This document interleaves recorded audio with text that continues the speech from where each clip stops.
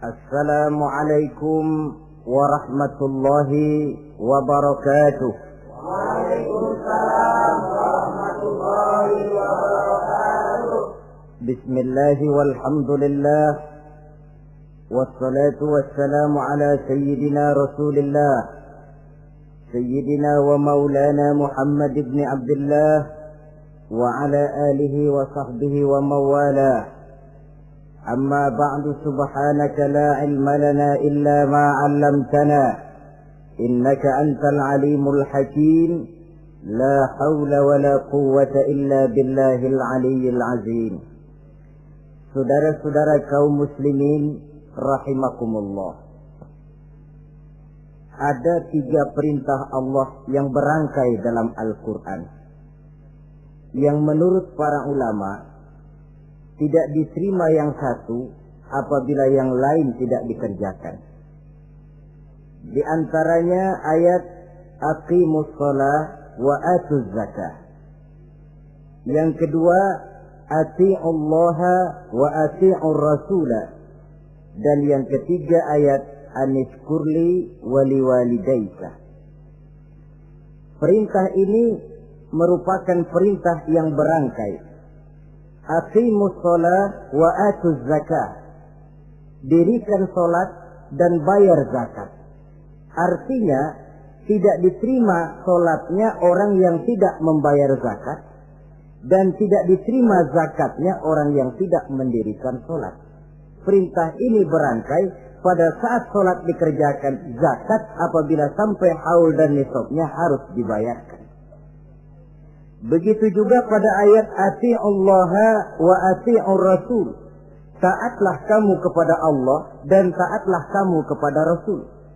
Tidak diterima taat kepada Allah kalau membelakangi Rasul, dan tidak diterima mentaati Rasul kalau tidak mentaati Allah. Keduanya berangkai dan tidak terpisahkan satu dengan lainnya.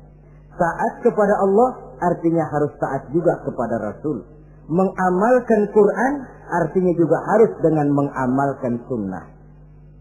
Oleh karenanya sering diingatkan, usaha memisahkan umat Islam dari Islamnya selalu diawali dengan memisahkan umat Islam dari ulamanya. Dan ini bukan urusan baru. Sejak zaman dahulu, orang-orang yang anti kepada Islam selalu berusaha memisahkan umat Islam dengan Islamnya. Caranya pertama dipisahkan umat dari ulama. Kalau cara ini berhasil, mereka masuk kepada tingkat yang kedua, ditanamkan keraguan kepada sunnah.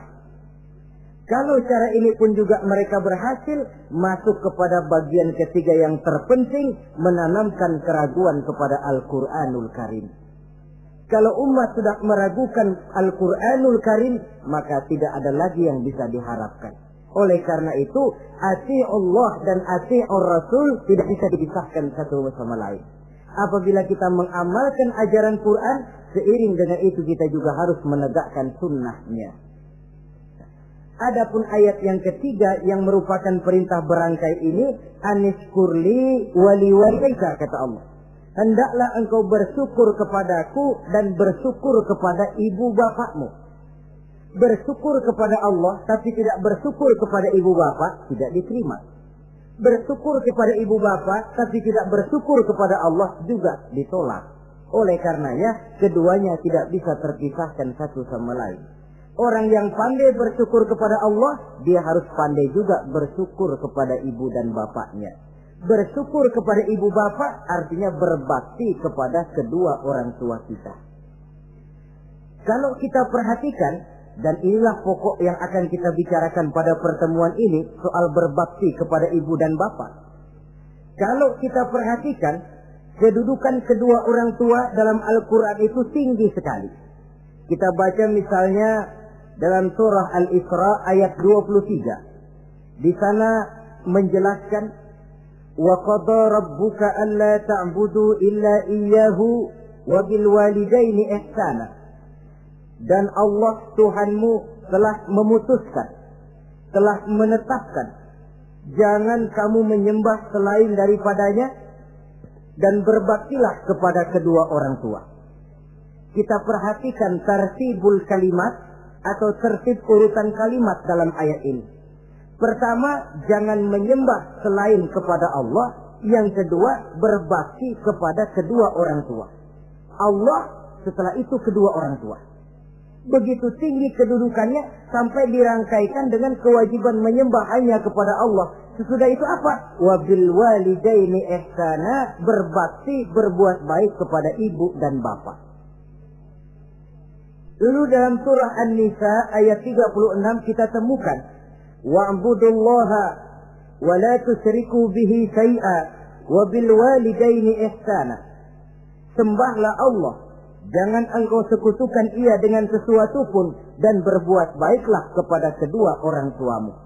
Lagi-lagi di sini perintah bertauhid, perintah menyembah hanya kepada Allah dirangkaikan dengan perintah berbakti kepada kedua orang tua. Dalam kehidupan sehari-hari, biasanya perintah penting lahir pertama. Perintah penting kedua lahir pada urutan kedua. Dari segi prioritas kita bisa melihat tingginya kedudukan kedua orang tua kita di dalam kehidupan ini. Lalu orang tua adalah bapak dan ibu. Keduanya mempunyai peranan yang sangat besar sejak lahirnya kita ke alam dunia ini sampai kita meningkat menjadi anak-anak, remaja, dewasa. Bapak misalnya kita lihat sibuk mencari nafkah. Ia pergi pagi, pulang sore, peras keringat, banting tulang. Karena cita dan harapan agar anaknya kelak hidup lebih baik dari dia sekarang ini. Dan untuk itu dia rela peras keringat, banting tulang.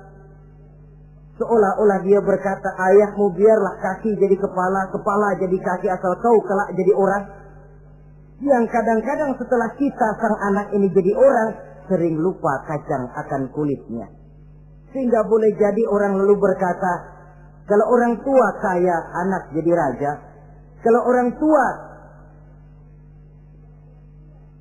anak yang kaya, orang tua sering jadi budak. Orang tua kaya, anak jadi raja. Apa yang dia mau jadi kenyataan. Tapi kalau anak yang kaya, kadang-kadang orang tuanya yang jadi budaknya.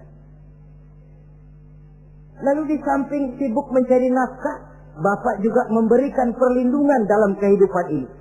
Menjadi simbol wibawa yang pada satu saat kita akan merasakannya kalau dia sudah tidak ada.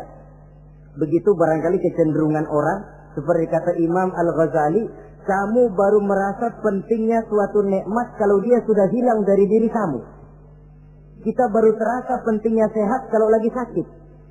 Baru tahu pentingnya gigi kalau lagi sakit gigi. Baru tahu pentingnya telinga kalau lagi budak. Tetapi pada saat normal, kita menganggap itu sesuatu yang biasa. Bukankah keberadaan seorang bapak dalam hidup ini, di samping dia pelindung, juga menjadi simbol wibawa dalam kehidupan di masyarakat? Orang sering berkata, gue bukan takut sama lo, gue segan sama orang tua lo. Masih ada yang disegani, masih ada yang dihormati. Pantas saja kalau kita ambil dari sejarah, ketika baginda Rasul ditinggal wafat oleh Khadijah, oleh pamannya Abu Thalib, gangguan kafir Quraisy makin meningkat. Kenapa? Kemarin-marin mereka mau menghadang Nabi, mau menghantam Nabi, masih mandang Khadijah binti Khuwailid, seorang bekas janda bangsawan. Mereka masih memandang Abu Thalib, orang tua yang disegani. Sekarang dua-duanya sudah tidak ada, apalagi yang mau disegani, hantam saja sudah Muhammad. Itu pun dirasakan oleh pribadi Nabi kita. Saudara-saudara kaum muslimin, apalagi yang namanya ibu, dia lebih banyak menangani kita. Pantas kalau Rasul satu saat ditanya orang, ya Rasul, siapa sih yang paling harus saya taati di dunia ini? Ibumu. Lalu siapa lagi ya Rasul? Ibumu. Kemudian setelah itu siapa ya Rasul? Ibumu. Setelah itu siapa ya Rasul? Bapakmu. Ibu, baru bapak. 3 berbanding 1. Kenapa harus begitu? Kita lihat. Pertama yang namanya ibu, sejak proses kehamilannya sudah istilah Quran hamalathu wahnan ala wahnin. Dia mengandung kita dalam keberatan yang bertumpuk di atas keberatan. Berat kuadrat. Bahkan sebelum itu, sejak ngidam anaknya, ibu kita itu sudah kita siksa. Yang kepengen dimakan, yang bukan-bukan. Muntah, nggak karu-karuan. Keinginan yang tidak musim. Sampai ketika terjadi proses kehamilan. Dari hari ke hari hamilnya makin lama, makin berat, makin lama, makin besar. Kemana-mana dibawa. Belum pernah ditaruh.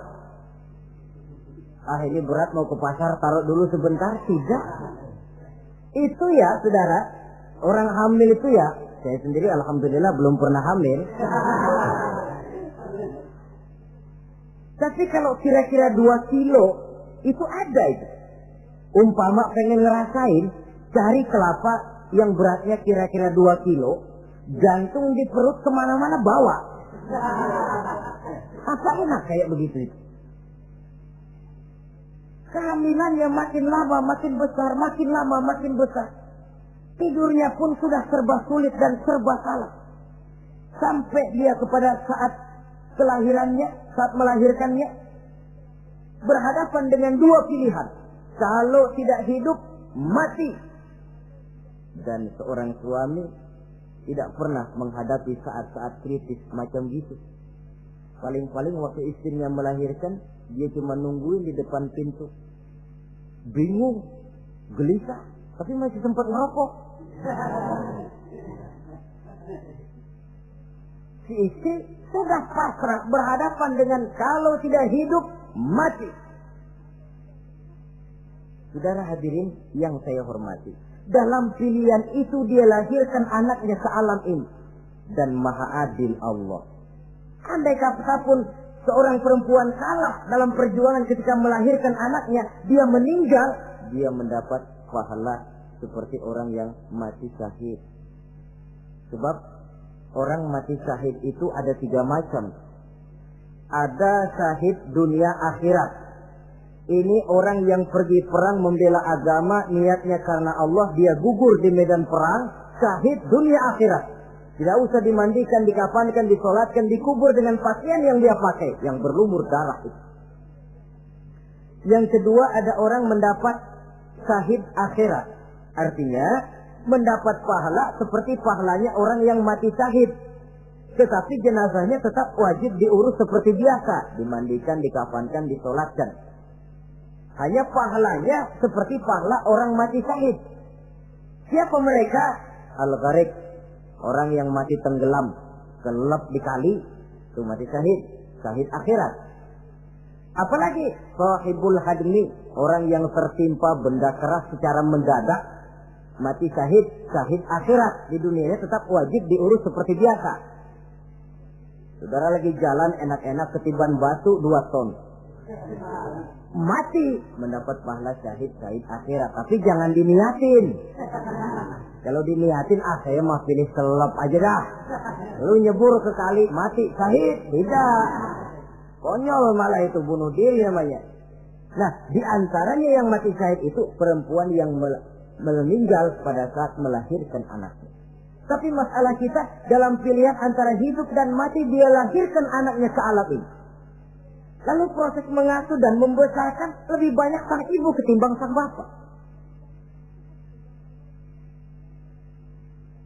Tengah malam, bapaknya sudah asik tidur lelap. Si ibu masih saja berkutat dengan anak bayinya. Dibungkusnya pakaian, si anak pun pipis digantinya itu. Setelah itu dijaganya juga dari gigitan nyamuk. Sehingga pepatah bilang kasih ibu sepanjang jalan, kasih anak sepanjang galah. Ini berarti bahwa bagaimanapun upaya hendak menebus jasa daripada ibu, memang sulit untuk tersebut. Oleh karenanya saudara-saudara, pantas saja kalau Nabi sampai 3 kali ibumu, ibumu, ibumu, setelah itu bapakmu. Nah, oleh karenanya apa sebenarnya kewajiban seorang anak kepada kedua orang tuanya? Dengan kata lain, bagaimana kita berusaha untuk berbakti kepada ibu bapak ini? Di dalam kitab Tanbihul Ghafilin ada dijelaskan, lil walidi 'alal waladi asharatu huquqin. Orang tua mempunyai 10 hak terhadap anaknya. Dengan kata lain, kewajiban anak kepada orang tuanya ada 10. Pertama, at-ta'am in ihtaja. Memberikan kedua orang tua makan kalau dia keduanya memerlukan makanan. Malah yang lebih ideal dia usahakan agar makanan yang diberikan kepada kedua orang tuanya lebih baik dari yang dia makan sendiri. Kita kadang-kadang beli juga kue, buahan, tapi kita sortir dulu. Rambutan yang kontes-kontes kasih babak sono. Saudara hadirin yang saya hormati, suatu saat Nabi Musa pernah memohon kepada malaikat Jibril, "Ya Jibril, tolong tunjuki siapa kira-kira teman saya di surga nanti." Lalu Jibril mohon kepada Allah, Allah memberitahu Jibril kasih tahu Musa, temannya di surga nanti tukang daging di pasar, jualannya di pojok parasnya begini-begini, semin. Nabi Musa ingin tahu apa keistimewaan tukang daging ini kok akan jadi teman saya di surga nanti. Dia samperin, "Assalamualaikum." "Waalaikumsalam." Lalu kenalan. Setelah datang waktu pulang, Nabi Musa ikut ke rumah tukang daging ini. Diambil daging, sampai di rumahnya, itu daging dia rebus. Dia rebus, matang, dia hidangkan kepada ibunya yang sudah tua renta. Disuapinnya ibunya. "Tiap hari kamu kerjakan ini?" "Tiap hari," kata si anak tadi. "Saya beri makan kedua orang tua ibu saya yang sudah tua renta itu." Si ibu setelah disuapin oleh anaknya berdoa, "Allahumma ja'al ibni jalisa Musa fil jannah." Ya Allah, jadikanlah anak saya ini teman Nabi Musa di surga nanti. Amalan si anak cuma nyuapi ibunya, tapi doa ibunya itu yang dijawab dan diterima oleh Allah.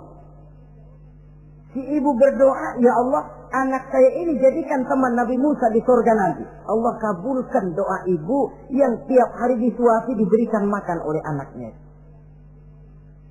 Jadi taruhlah kita sebagai anak ini, ibadah kita barangkali menyebabkan doa kita belum begitu diterima oleh Allah. Permohonan kita barangkali masih nyangkut di langit. Tapi jikalau kita bisa menyenangkan hati ibu bapak kita yang mendoakan kita, insya Allah makbul. Sebab orang tua itu doanya makbul, sumpahnya juga manjur. Kalau ibu sudah berkata, "Nak, air mata yang tertumpah terurai untuk mengasuh dan membesarkanmu, nak. Air susu ibu yang kau minum sampai kau tumbuh menjadi dewasa semacam ini, seluruh cucuran keringat dan jerih payah ibu rela, nak. Mudah-mudahan kau jadi orang berguna. Insya Allah hidup ada berkahnya." Tapi kalau hati orang tua sudah masghul, apalagi sampai keluar sumpahnya, banyak legenda-legenda, entah itu yang namanya si maling kundang, anak durhako, entah itu riwayat-riwayat lain yang menjelaskan bahwa tidak ada keberkahan yang bisa tegak tanpa doa dari ibu dan bapak. Saudara-saudara kaum muslimin yang saya hormati, memberikan makan kepada kedua orang tua. Sekarang kalau kedua orang tua mampu bagaimana? Tidak jadi soal. Tidak jadi soal orang tua mampu atau tidak kita memberikan, mengirimkan makanan. Apalagi kalau orang tua kita sudah lanjut usianya, ialah kalau umur 40-50 tahun masih bisa makan sendiri.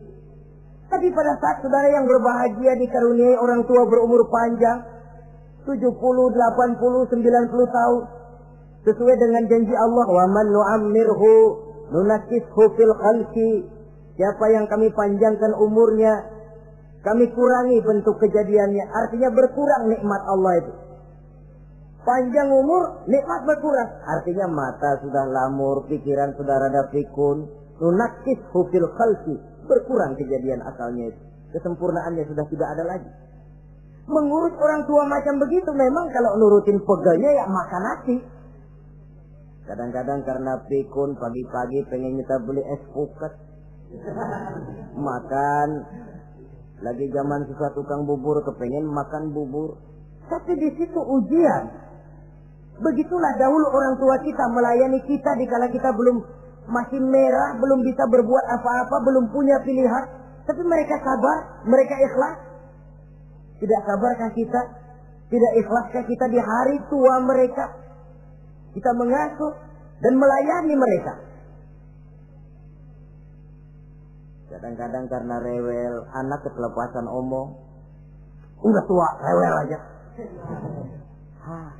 Hancur hatinya.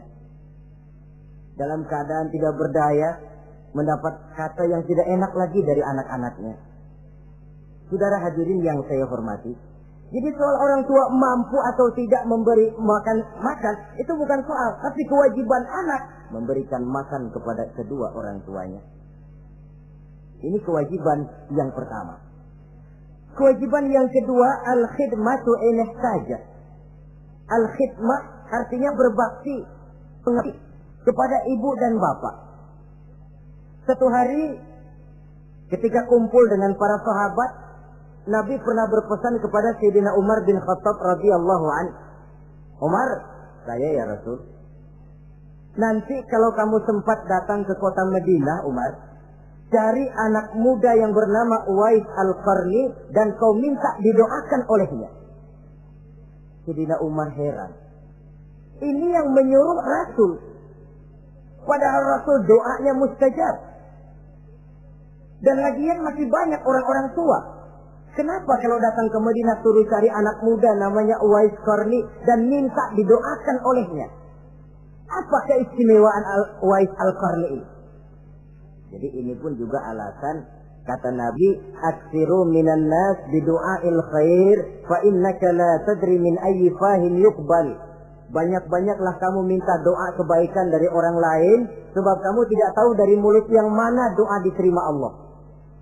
Menurut kita barangkali orangnya kere, nggak ada potongan, tapi kalau doanya diterima Allah, siapa yang sanggup menghalangi? Ada orang bilang, enakan doa sendiri langsung mantap, tidak jelek. Tapi minta didoakan orang lain pun tidak salah. Saudara-saudara yang saya hormati, kadang-kadang tukang minta-minta pengemis datang ke rumah. Kita kasih 100 rupiah, lalu keluar doanya kan, mudah-mudahan rezekinya bapak lancar dan segala macam. Ada orang yang nggak sabar, dia bilang, Allah kenapa saya kamu doain dirimu sendiri aja dah, supaya besok jangan jadi pengemis lagi. Secara logika mungkin, secara logika. Tapi agama bukan cuma logika. Siapa tahu dan siapa yang bisa menghalangi kalau doa dari mulut tukang pengemis itu yang diterima Allah?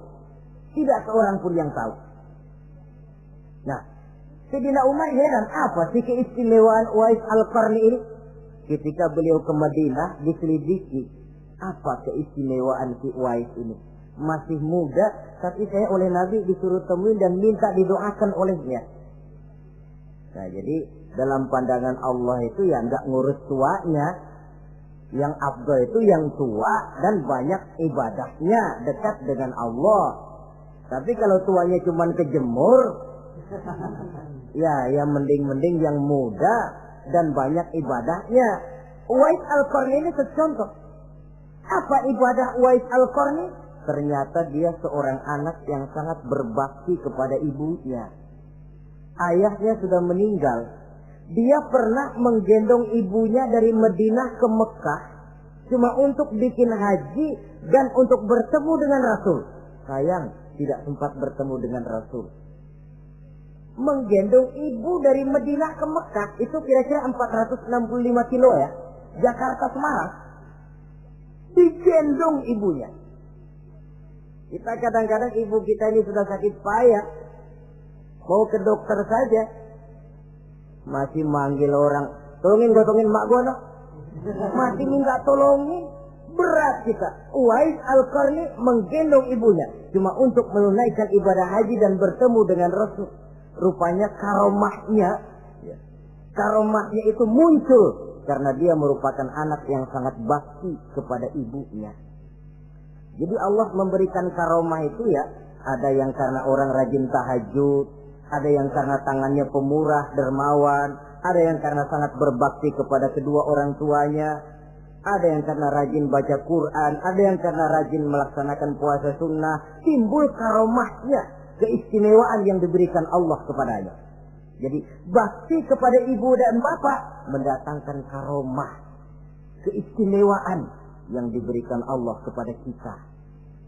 Kayak Uwais Al-Qarni ini, kalau dilihat dari segi ibadah, dia masih muda, tentu lebih banyak ibadahnya macam Umar bin Khattab. Tapi karena baktinya kepada ibunya, sampai Nabi pesan Sayyidina Umar, kalau kau sempat ke Madinah, cari anak muda bernama Uwais Al-Qarni, minta didoakan olehnya. Artinya doanya dikabul oleh Allah Subhanahu wa Ta'ala. Saudara-saudara kaum muslimin yang berbahagia, kewajiban yang ketiga, al-ijabatu in da'a, menjawab, memenuhi panggilan orang tua apabila keduanya memanggilmu. Menjawab panggilan kedua orang tua. Dan cara menjawab ini pun Al-Quran memberikan tuntunan etiknya. Wala taqul lahuma uffin. Jangan kepada kedua orang tuamu ngomong uff. Uff, hus, oi. Itu dianggap kurang etis. Saudara hadirin yang saya muliakan, menjawab panggilan orang tua merupakan kewajiban anak dan merupakan hak dari orang tuanya. Dia berhak untuk dijawab panggilannya dan anak berkewajiban untuk menjawab panggilan orang tuanya. Mari kita ikuti satu riwayat bahwa ada seorang anak muda yang soleh, tekun melaksanakan ibadah, namanya Jurayj. Satu hari Jurayj ini sedang sholat sunnah. Ketika dia sedang sholat itu, ibunya manggil, Jurayj, kan? Jurayj, sini sebentar. Ibunya rupanya tidak tahu kalau Jurayj sedang sholat. Mendengar panggilan ibunya, Jurayj bimbang dalam hati. Allahumma ummi am sholati. Ya Allah, sembahyang saya terusin atau panggilan ibu yang saya jawab? Saya sholat sunnah, tapi menjawab panggilan ibu wajib. Mana ini? Bimbang. Dia, ibunya manggil lagi, Jurayj ta'ali, Jurayj sini. Makin bimbang. Allahumma ummi am sholati. Ya Allah, yang mana? Sholat terus atau menjawab panggilan ibu? Rupanya dia pilih sholat terus, saudara-saudara. Dia tidak jawab panggilan ibunya.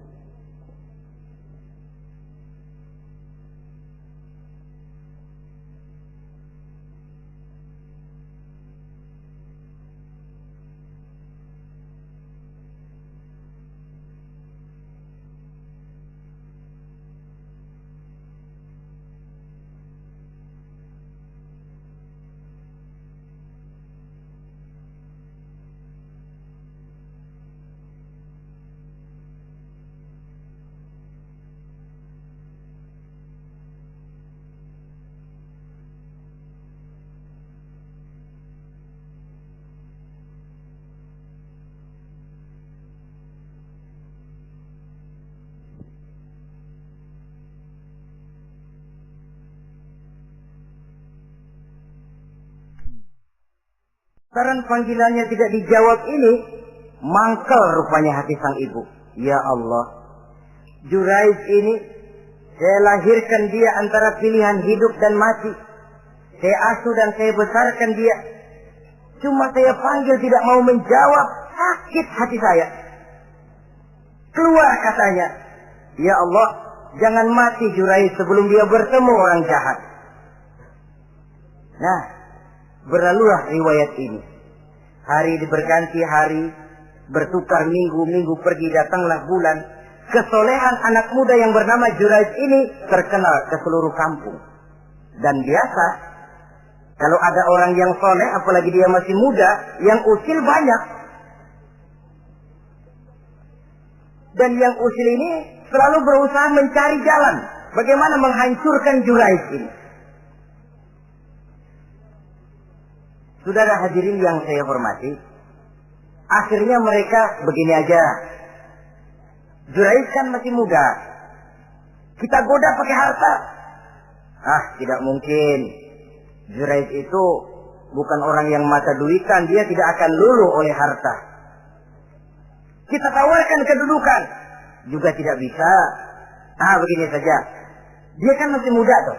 Iya. Umpanin perempuan aja dah. Kirim cewek yang rada kece.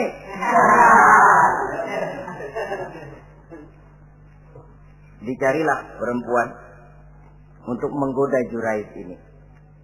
Sampai satu malam Jurais sedang ibadah di mihrab dalam masjid.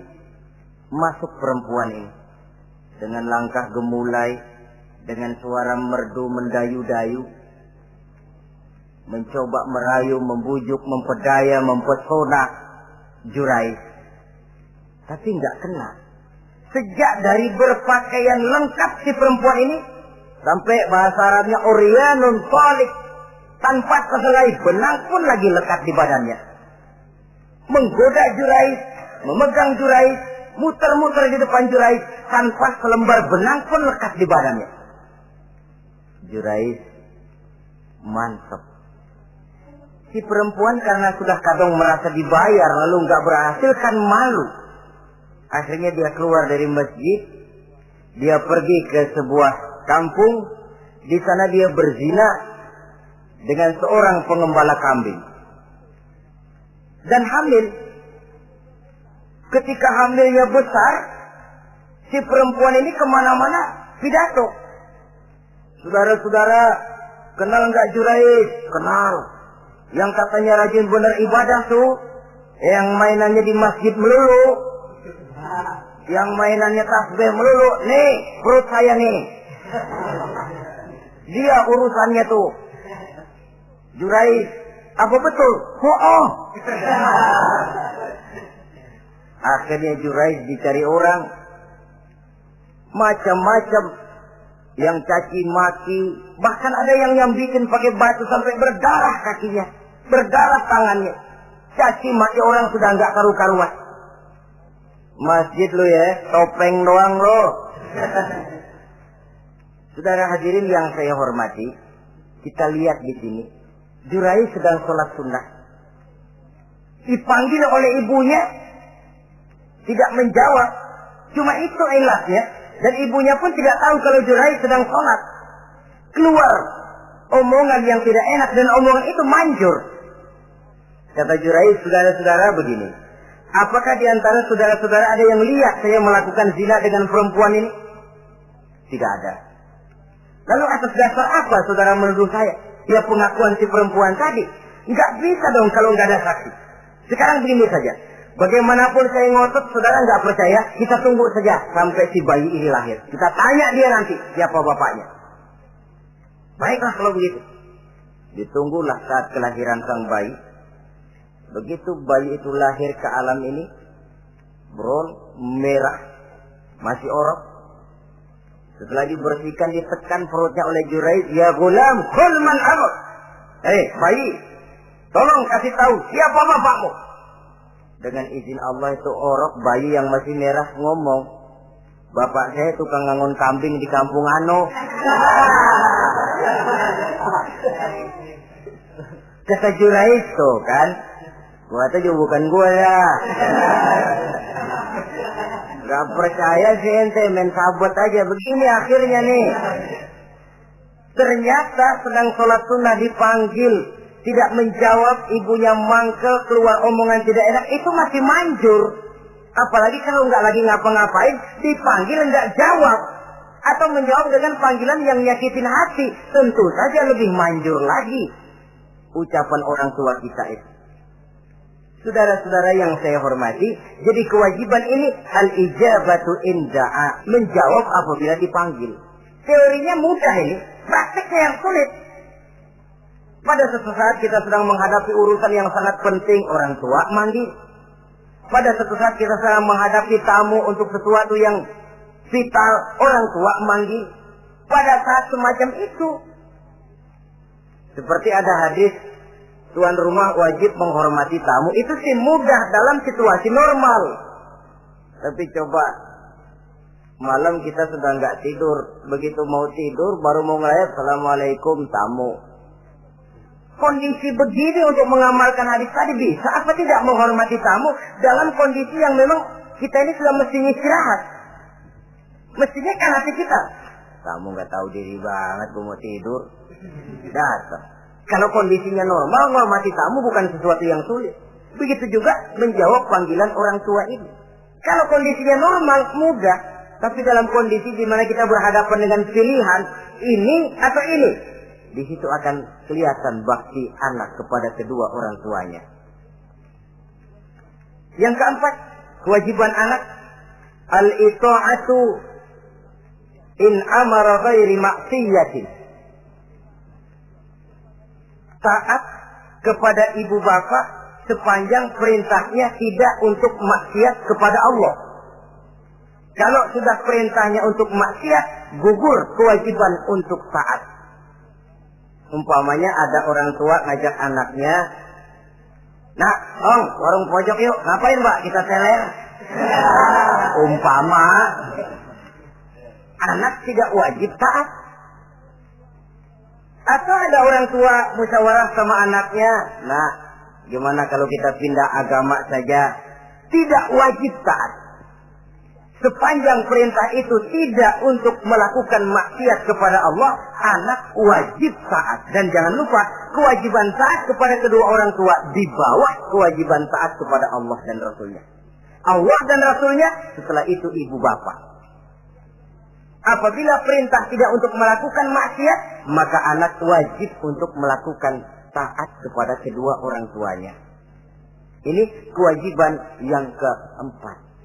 Apatah lagi kalau cuma sekedar diperintah ngaji, diperintah sekolah, diperintah melakukan membantu pekerjaan yang ada di rumah.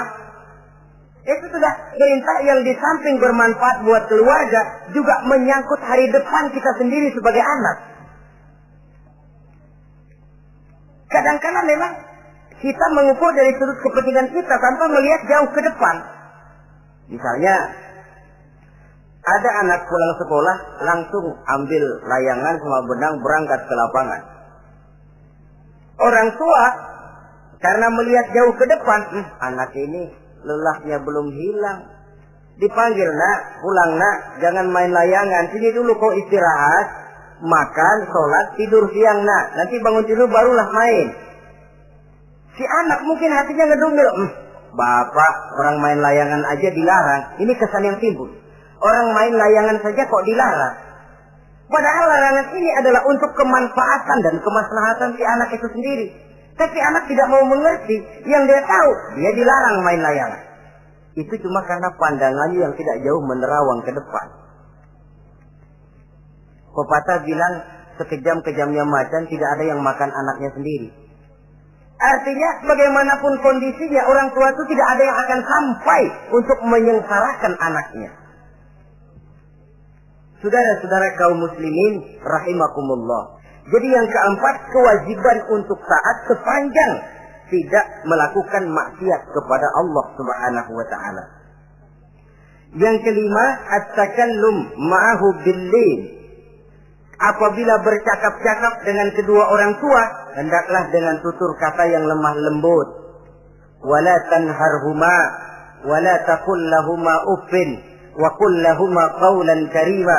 Jangan membentak, jangan uff saja, hus saja, itu sudah tercela dan tidak boleh menurut ajaran agama. Apatah lagi sampai membentak, maaf, apalagi sampai melakukan tindakan kekerasan. Menendang orang tua, na'udzubillah, summa na'udzubillah. Memukul orang tua sendiri, Allah karim. Orang tua yang menyebabkan secara zahir keberadaan dia ke alam ini, sampai hati ditendang, dipukul, dibangsat-bangsati. Tidak ada kedurhakaan yang lebih berat selain daripada kedurhakaan kepada kedua orang tua sesudah orang menyekutukan Allah. Sehingga pantas kalau Nabi memberikan vonis, ridullah fi ridul walidain wa suhtullah fi suhtil walidain.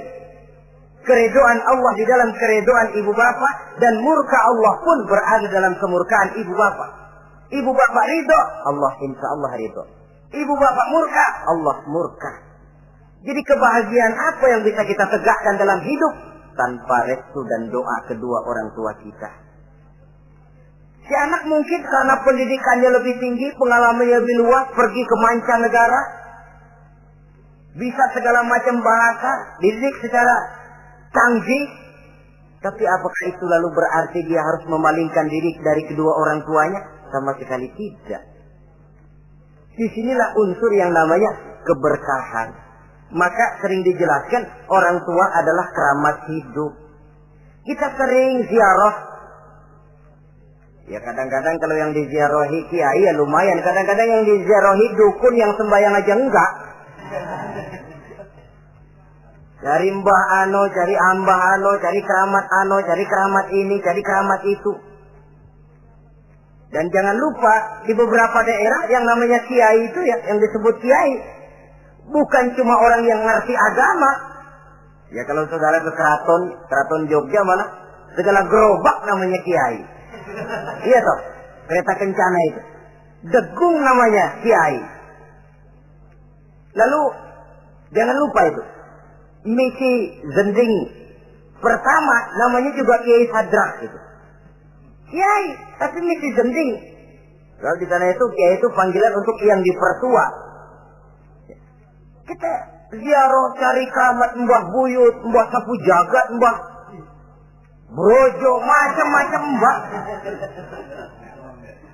Tapi kita lupa di rumah kita ada keramat hidup. Siapa itu? Ibu bapak kita. Sebelum jauh-jauhlah berziarah ke tempat-tempat yang lain, di rumahku ada keramat yang hidup. Ibu dan bapak kita sendiri. Keramat hidup. Dengan doanya, hidup jadi berkah. Tapi kalau kita sakiti hatinya, hidup ini lalu jadi sempit, jalan bagai tertutup. Maka berbahagialah seorang anak apabila dia sudah sanggup melakukan satu bakti yang bisa menyenangkan hati kedua orang tuanya. Bercakap-cakap, berbicara dengan lemah lembut. Kadang-kadang di sebagian daerah ya sudah jadi kebiasaan. Manggil orang tuanya pakai elu aja. Bapaknya dianggap CS. Salaman juga main kedet aja. Halo be. Di samtu bapaknya nggak boleh meleng, main buat aja. Dari panggilan saja, saudara hadirin yang saya muliakan, sudah memberikan cermin. Sebab bahasa adalah cermin dari pribadi orang. Kalau kepada orang tua kita sendiri kita memakai ke bahasa yang kasar, cermin bahwa pribadi kita memang pribadi yang kasar. Jadi pantas kalau agama mengatakan, apabila kedua orang tuamu sudah mencapai usia lanjut, fala tanharhuma, jangan membentak, wala taqul lahuma uffin, jangan berbicara uff, wa qul lahuma qaulan karima, sampaikan berbicara kepadanya dengan qaulan karima, kata-kata yang mulia, bukan kata-kata yang bagus dan indah diminta, qaulan karima, kata-kata yang mulia. Ya Allah, luhur, indah betul bahasa Quran ini. Berbicara kepada kedua orang tua dengan kata-kata yang mulia. Jadi sekedar, itu saja tidak boleh, konon lagi sampai membentak. Termasuk orang tua ini yang mertua. Kalau orang tua kan tiga loh. Orang tua yang menyebabkan kita lahir ke dunia, ibu bapak kita. Orang tua yang mempercayakan anaknya kepada kita, mertua kita. Dan orang tua yang mendidik kita, guru kita. Ketiganya berfungsi orang tua. Kewajiban ini juga berlaku. So, mertua kan cuma sekedar istilah. Pada hakikatnya dia adalah orang tua kita juga. Jangan lalu berbeda karena cuma dia bapaknya istri kita. Sama saja.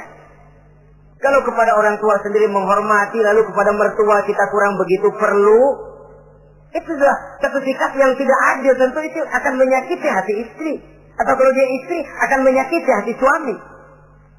Berkata dengan kata-kata yang mulia. Saudara-saudara, yang keenam, in ihtaja ilal kiswah kasahu in qadar 'alaiha.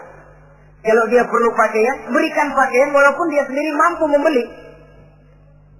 Nah, antarin bapak beli kacamata yuk. Ayo pak, Sudah sampai di toko kacamata, bayar oleh anaknya. Walaupun si bapak punya duit dan si bapak yang ngajak beli, kewajiban anak, bayarin. Jangan mentang-mentang bapaknya cuma minta dianterin, bener-bener nganterin. Bapaknya ngeluarin dompet cuek aja. Mana ada kembalinya, Pak? Wah, kembalinya ditarik. Ya, kalau anak belum punya penghasilan ya wajar. Yang kita maksud di sini, anak sudah mandiri dan punya penghasilan yang memadai, bahkan mencukupi untuk membantu orang tuanya. Saudara hadirin yang saya muliakan, dan ini juga kalau memang bisa, seharusnya orang tua kita pakaikan yang lebih baik dari yang kita pakai sendiri. Kalau bisa. Sebab nantinya sikap kita kepada orang tua kita itu akan jadi bahan bibir di masyarakat. Jangan ya, dia enak-enakan orang tuanya begitu aja ya. Mungkin di depan kita orang tidak bicara, tapi di belakang kita. Kok tegel ya? Kok sampai hati ya? Dia enak-enakan berdiri di Menara Gading, tapi orang tuanya tiap hari kerja begitu berat. Saudara hadirin yang saya hormati, sekali lagi, di depan kita orang mungkin tidak berani bicara, tapi di belakang itu akan jadi buah bibir. Ini dari segi kita memelihara muru'ah. Yang ketujuh, al-masyu khalfuhu. Kalau jalan, mengiring. Artinya, di belakang orang tuanya. Ini adabnya. Adab berjalan. Saudara yang saya hormati, ini yang dicontohkan oleh baginda Rasul. Jika berjalan dengan orang-orang tua, beliau belakangan. Kenapa? Ini merupakan simbol penghormatan kita kepada orang yang lebih tua daripada kita. Tidak mentang-mentang karena pendidikan lebih tinggi, merasa dirinya lebih tahu, lebih pengalaman, selonong boy. Orang tua tahu apa sih? Ngir.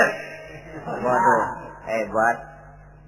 Saudara hadirin yang saya hormati, al-masyu khalfuhu. Berjalan di belakangnya.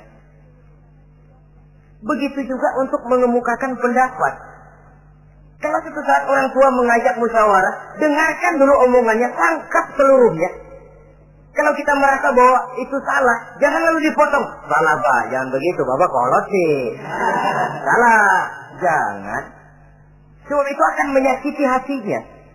Kalau hatinya terluka, itu sudah merupakan suatu dosa. Melukai hati kedua orang tua. Kalau toh dianggap kita diminta mengemukakan pendapat, kemukakan pendapat itu. Kalau menurut saya sih begini. Dan itu memang orang tua yang bijaksana. Dia juga tidak cuma memaksakan pendapatnya, tapi juga minta pendapat dari si anak. Ada timbal balik. Sistemnya komunikasi keseimbangan. Inilah makna ucapan Nabi. Bukan termasuk golonganku, kata Nabi. Orang tua yang tidak sayang kepada anak muda, dan orang muda yang tidak menghormati orang tua. Bukan golonganku. Jadi seimbang tuh. Yang tua sayang yang muda hormat yang tua. Tapi yang tua jangan minta dihormati. Ini kewajiban orang muda, hormati. Kewajiban yang tua apa? Sayangi yang muda. Jangan mentang-mentang yang muda harus menghormati yang tua. Lalu yang tua minta dihormati, gila hormat. Doakan tuaan lo, kalau salaman sama gue cium tangan ya. Pokoknya kalau lo nggak nanya, gue nggak nanya. Mentang-mentang tua lalu pasang tarik. Tidak, malah kalau menurut tradisi Islam ya, tradisi Islam saya katakan, Nabi itu siapapun yang beliau temui, beliau yang pertama kali memberi salam. Sebab bila dua orang muslim ketemu, yang terbaik adalah yang pertama ngasih salam. Si A, si B ketemu. Siapa yang paling baik di antara keduanya? Yang duluan ngucap salam. Jadi berebut ngucap salam. Kita zaman sekarang kadang-kadang kita sudah assalamualaikum, yang nyautin kayak sirawan. Mukanya pakai ditekuk. Kita sudah yang muda mau menghormati, yang tua malah gila hormat. Yang muda jangan cuma minta disayangi, tapi nggak sanggup menghormati yang tua. Sistem keseimbangan. Yang tua sayang yang muda hormat kepada yang tua. Kalau ini terwujud, nikmat kehidupan bermasyarakat ini. Kadang-kadang kan pincang, yang tua nggak sayang sama yang muda. Ada bakat-bakat terpendam yang mau maju dianggap saingan. Kalau yang begini maju rusak gua nih. Lalu diseken. Lalu yang muda pun karena merasa pendidikan lebih tinggi, pandangan lebih luas, nyelongcong jadinya. Kurang ajar sama yang tua. Timbul gap, timbul misunderstanding, salah pengertian. Kalau sudah begitu, kesatuan dan persatuan sulit diwujudkan. Maka usaha pun lalu tidak seperti yang seharusnya. Saudara-saudara yang saya hormati, yang ke-8 sekarang, kewajiban anak itu apa? Al-irda'u lahu bima radiya li nafsihi. Mencari keredoan dari orang tua tentang sesuatu yang dia ridho. Artinya, orang tua kita senang apa? Kita berusaha senang itu. Mengukur orang tua itu dengan diri. Ukurannya diri. Yang orang tua kita senang, kita berupaya senang. Orang tua kita senang ngaji, berusahalah kita untuk senang hadir di majelis taklim. Orang tua kita senang baca Quran, kita juga berupaya senang baca Quran. Sebab yang paling membesarkan hati orang tua sesungguhnya tidak lain kalau dia melihat anaknya ini sesuai dengan yang dia harapkan. Oh, kalau sudah begitu orang tua itu cucuran keringatnya, peras keringat banting tulangnya, jibakunya, rasanya hilang capeknya. Kebahagiaan orang tua tidak cuma kalau anaknya jadi kaya lalu mengantarkan makan, minum, buahan, peralatan yang serba lengkap, tidak. Lebih dari sekedar itu orang tua berharap dia bisa menerima pensiunan pahala dari meninggalkan anak yang soleh. Alangkah indahnya jika orang tuanya nanti wafat meninggalkan alam ini, anak-anaknya mengurus bumi di sekelilingnya, memimpin orang tuanya membacakan syahadat. Anak-anaknya juga yang memandikan, anak-anaknya yang menyolatkan, anak-anaknya yang menurunkan dia ke liang lahat, anaknya yang mendoakan. Alangkah nikmatnya orang tua macam itu. Tapi kan langka. Di samping karena memang orang tua kurang mengarahkan, anak pun kurang perhatian ke arah itu. Begitu bapaknya mati, ambil mana ambil, suruh mandiin. Akan lebih baik kalau anaknya yang mandiin. Tangga panggil nyembayangi, anaknya malah nonton dari jauh, enggak ikut nyembayangin, mau kok tegel. Kenapa enggak ikut nyembayangin? Ya enggak bisa sembayangin. Ya kalau macam Abu Nuwas dulu enggak bisa, masih ada akal. Ikut sembayang jenazah. Dia enggak tahu kalau sembayang jenazah itu cuma diri, enggak pakai ruku, enggak pakai sujud. Imam takbir, dia takbir. Begitu takbir kedua dia kira ruku dia. Habis takbir lagi sujud. Orang-orang gak ada yang sujud. Bingung. Selesai ditanya dia, Abu Nawas kenapa tadi pakai sujud? Dia bilang ini mayit dosanya kebanyakan.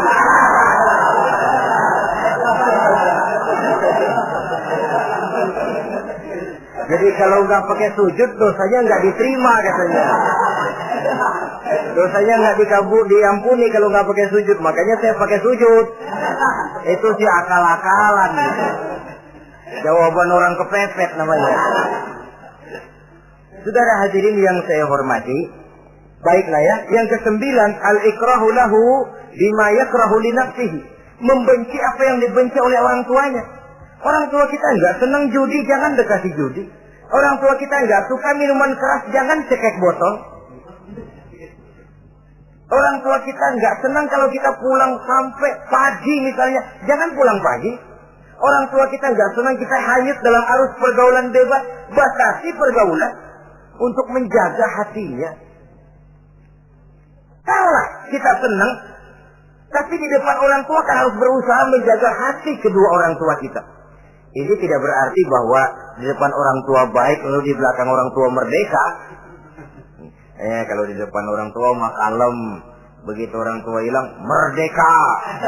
Lalu berbuat semau-maunya, tentu tidak. Lalu yang ke-10, ad-du'a lahu bil maghfirah kullama da'a li nafsihi. Mendoakan kedua orang tuanya tiap kali dia mendoakan dirinya. Ya, kewajiban anak tidak lupa tiap kali berdoa untuk dirinya, orang tuanya disertakan. Rabbighfirli wa liwalidayya, ampuni saya dan ampuni dosa ibu bapak saya. Pak, itu kalau orang tua masih hidup, ya. Sekarang kalau orang tua sudah meninggal, bagaimana berbaktinya? Gampang. Pertama, antasila akrabaihima, bersilaturahmi dengan kerabat yang ditinggalkan oleh orang tuanya. Jadi jangan setelah orang tua mati lalu kehabisan obor. Orang tuanya kita senang, anaknya kita benci. Sama aja ngebenciin orang tuanya. Kan sering kejadian begitu. Zaman orang tuanya masih hidup, kawan medok, kawan lengket, orang tuanya udah mati, turunannya malah dimusuhin. Itu juga nyakitin orang yang sudah meninggal. Bersilaturahmi dengan kerabat yang ditinggalkan. Yang kedua, kalau orang tua sudah meninggal, cara berbuat baiknya bagaimana? Antastaghfira lahuma wa tad'u lahuma. Mohon ampun dan mendoakan keduanya. Itulah jadi orang soleh nikmatnya. Sudah mati pun kita masih kebagian doa. Orang soleh kemana-mana didoakan orang. Dia lagi tidur, ada yang sembahyang. Dalam tahiyat dia baca, Assalamu alaina wa ala ibadillahi sholihin. Ya Allah, berikan keselamatan kepada kami dan kepada hamba-hambamu yang soleh. Ini orang yang soleh, semua orang soleh kebagian doa itu. Walaupun dia lagi tidur, tidurnya didoakan orang. Dia sudah mati, kuburnya diziarahi orang, dibacakan doa. Lain kalau bajingan, liwat di kuburannya orang, serem. Bajingan kemarin mati dipendam di sana. Lu jangan lewat sana, lu kesurupan. Liwat orang, ngeri. Bagaimana lagi mau mendoakan? Yang ketiga, orang tua yang sudah meninggal itu cara berbaktinya, wa anta tasaddaqu lahuma. Kalau ada rezeki, bersedekah atas nama keduanya. Pak, 100.000 untuk pembangunan masjid, saya lihat pahalanya untuk almarhum kedua orang tua saya. Insya Allah sampai. Oh, kalau tidak sampai, Rasul tidak akan mengajarkan badal haji. Untuk apa? Diajarkan badal haji artinya amalan orang yang masih hidup ada kaitannya dengan orang yang sudah meninggal. Bersedekah atas nama kedua orang tua. Saudara hadirin yang saya muliakan, mudah-mudahan Allah menjadikan kita anak yang bisa berbakti kepada kedua orang tua kita. Amin. Ini sajalah pertemuan kita yang singkat ini. Terima kasih atas segala perhatian dan mohon maaf atas segala kekurangan. Usikum wa nafsi bi taqwallah. Wassalamualaikum warahmatullahi wabarakatuh. Waalaikumsalam warahmatullahi wabarakatuh.